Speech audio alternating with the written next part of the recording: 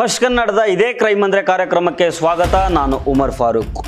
ಸಂಸಾರ ಅಂದಮೇಲೆ ಒಂದು ಮಾತು ಬರುತ್ತೆ, ಒಂದು ಮಾತು ಹೋಗುತ್ತೆ, ಸಣ್ಣ ಪುಟ್ಟ ಜಗಳಗಳು ಕೂಡ ನಡೀತವೆ. ಆದರೆ ಅದೇ ಜಗಳ ಒಂದು ಜೀವ ತೆಗೆಯುವ ಮಟ್ಟಕ್ಕೆ ಹೋಗುತ್ತಂತ ಯಾರೂ ಅಂದ್ಕೊಂಡಿರಲಿಲ್ಲ. ವಿಜಯಪುರದ ದೇವರಿಪುರಿಗೆಯಲ್ಲಿ ನಡೆದ ಈ ಘಟನೆ ಕೇಳಿದ್ರೆ ನಿಮ್ಮ ಮೈ ಜುಮ್ ಅನ್ನುತ್ತೆ. ತನ್ನ ಜೊತೆ ಸಪ್ತಪದಿ ತುಳಿದ ಹೆಂಡತಿಯನ್ನೇ ರಾಕ್ಷಸನ ಹಾಗೆ ಕೊಂದ ಗಂಡ ಆಕೆ ಶವವನ್ನು ಮನೆಯ ಅಂಗಳದಲ್ಲೇ ಹೂತು ಹಾಕಿದ್ದ.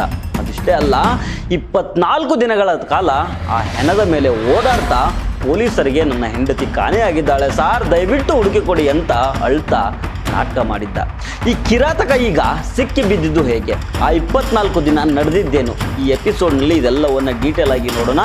ಈ ವಿಡಿಯೋವನ್ನು ಕೊನೆ ತನಕ ಮಿಸ್ ಮಾಡದೆ ನೋಡಿ.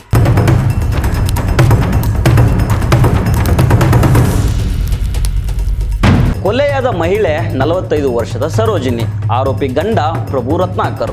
ಇವರ ಸಂಸಾರಕ್ಕೆ ಮುಳ್ಳಾಗಿದ್ದು ಸಾಲದ ಶೂಲ.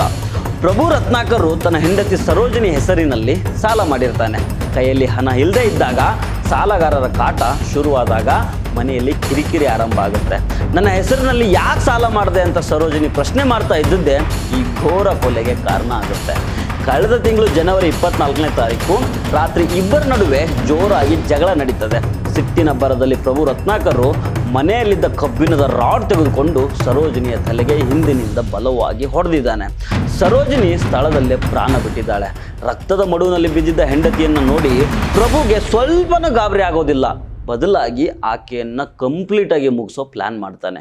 ಮನೆಯ ಆವರಣದಲ್ಲೇ ಒಂದು ಗುಂಡಿ ತೋಡಿ ಯಾರಿಗೂ ಗೊತ್ತಾಗ್ದಂಗೆ ಶವವನ್ನು ರಾತ್ರೋರಾತ್ರಿ ಹೂತು ಹಾಕ್ತಾನೆ.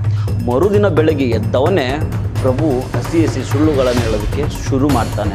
ಹೆಂಡತಿ ಸೌದತ್ತಿಗೆ ಹೋಗ್ತೀನಿ ಅಂತ ಹೋಗಿ ಈ ತನಕ ಬಂದಿಲ್ಲ, ಸಾಮಾನು ತರ್ತೀನಿ ಅಂತ ಹೋಗಿದ್ಲು, ವಾಪಸ್ ಬಂದಿಲ್ಲ ಅಂತ ಊರೆಲ್ಲ ಸುದ್ದಿ ಮಾಡಿ ಹೇಳ್ಕೊಂಡು ಬರ್ತಾನೆ.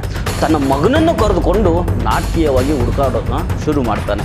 ಕೊನೆಗೆ ಪೊಲೀಸರಿಗೆ ದೂರು ಸಹ ಕೊಡ್ತಾನೆ. ಸಂಬಂಧಿಕರಿಗೂ ಫೋನ್ ಮಾಡ್ತಾನೆ. ಸರೋಜಿನಿ ಏನಾದರೂ ನಿಮ್ಮ ಮನೆಗೆ ಬಂದಿದ್ದಾಳ ಅಂತ ವಿಚಾರಿಸಿ ತಾನೇನೂ ಹರಿಯದ ಮುಗ್ಧನ ರೀತಿ ನಾಟಕ ಮಾಡ್ತಾನೆ. ಬರೋಬ್ಬರಿ 24 ದಿನ ಪೊಲೀಸರ ಕಣ್ಣಿಗೆ ಮಣ್ಣಾಗ್ತಾನೆ.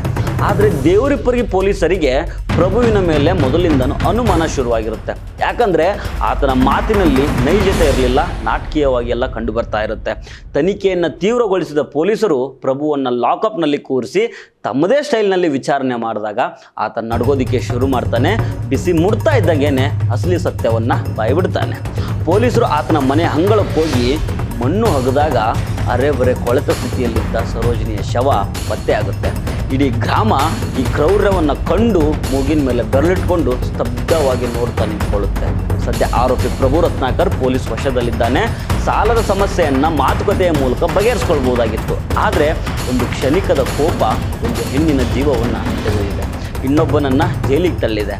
ಕಾನೂನಿನ ಕಣ್ಣಿನಿಂದ ಯಾರೂ ತಪ್ಪಿಸ್ಕೊಳ್ಳೋದಕ್ಕೆ ಸಾಧ್ಯ ಇಲ್ಲ ಅನ್ನೋದಕ್ಕೆ ಈ ಘಟನೆಯೇ ಸಾಕ್ಷಿ.